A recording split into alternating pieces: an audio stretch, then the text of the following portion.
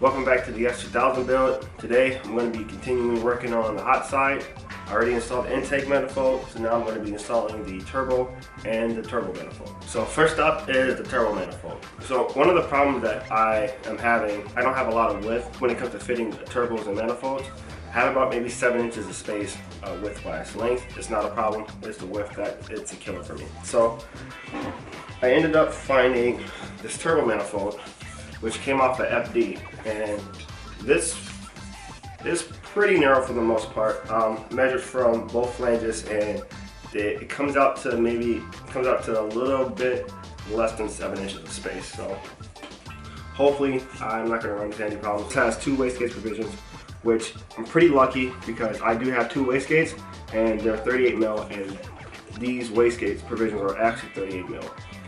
Now, I ended up buying those wastegates a couple months before I bought this, and I thought I was gonna have to cut these off and get them remolded to fit my wastegates, but don't have to. The guy I got from was running the same wastegate, so pretty lucky there.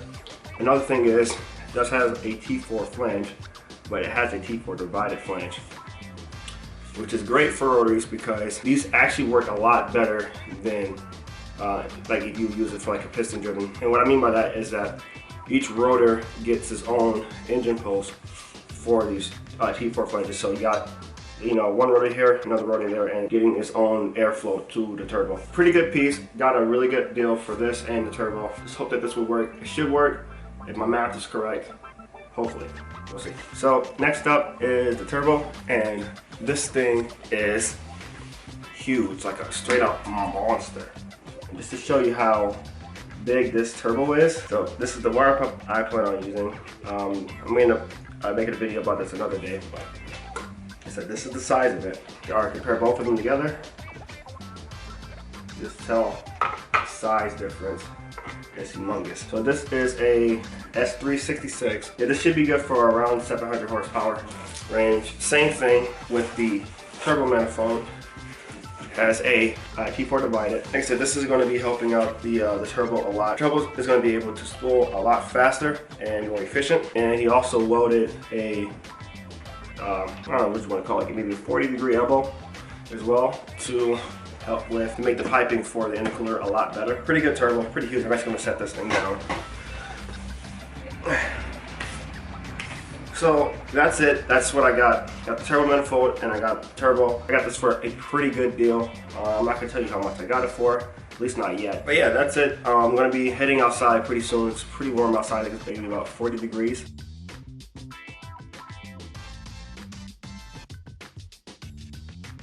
All right, so I'm here. Like I said, it's not that cold outside. The sun's out. It's pretty good right now. Still snow on the ground, but that's cool. I'll take like 30 to 40 degrees over -10 any day. So, but I'm gonna get this manifold on, and I'm gonna get this manifold out of my car and put it onto this car, and just we'll see how the thing bolts up.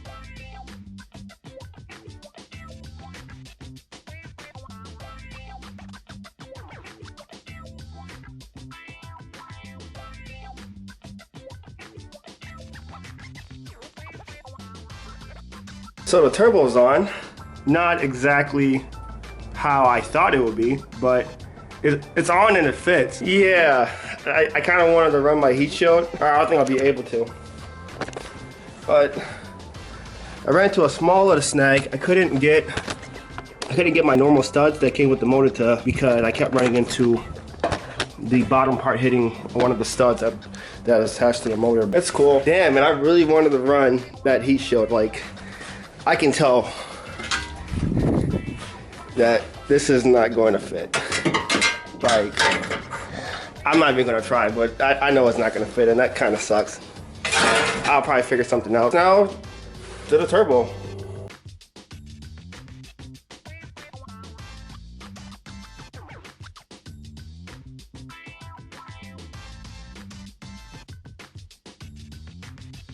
I had to stop midway because the turbo flange is coming into contact with the frame, so I'm gonna need to bend like this part. I'm gonna need to bend this part over so I can have more room for the flange, because at this point I cannot like mount this turbo on proper. So it's gonna go. Then plus I gotta gotta get rid of this too, which I don't need because a fuse box is right here.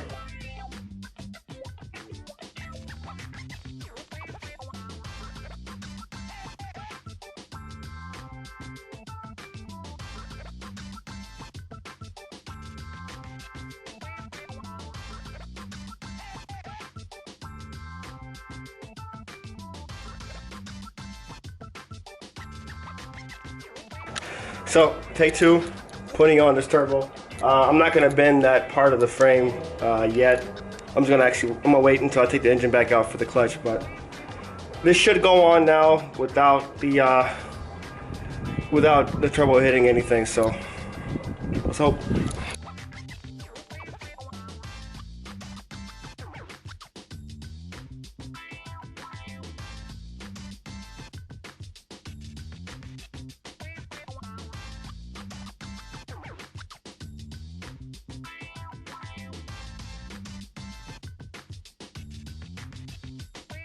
Two hours later. Whew.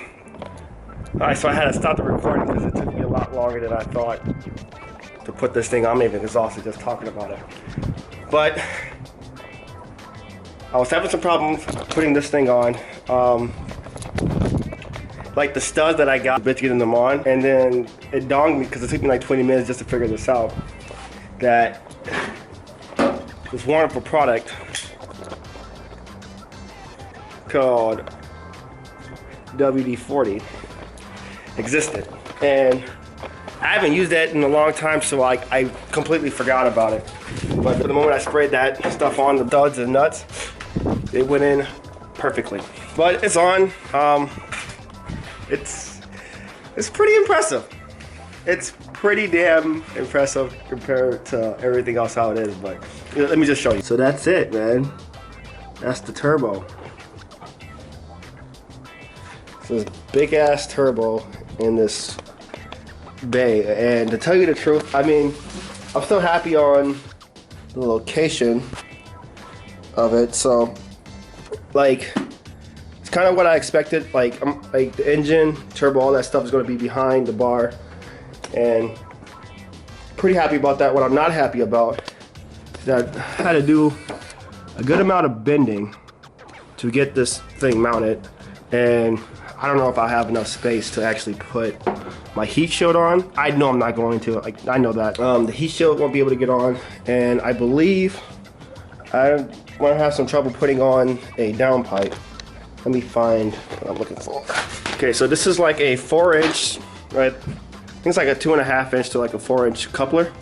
So, I mean, if this can fit, I think this can fit in here. If it can, great. Tony the Tiger. But I think there's gonna be some pie cuts just to get this thing through. But I do believe my wastegates are gonna fit. I zoomed in all the way. So that's where one of my wastegates are at, and then, you know, the wall. And the other one is actually further back. So if that one's gonna fit, then I know the other one's gonna fit. But that's it. I was kind of hoping it was gonna be like a little bit of a longer video, because this was a lot more work than the intake manifold, the subframe, all that stuff. But you know, we got it though. Like, that thing is getting huge in that bay. And I'm actually kind of hoping to go bigger next year, because I do want like a new turbo. So we'll see what happens in the future. All right. Until next time, I'll see you guys in the next video.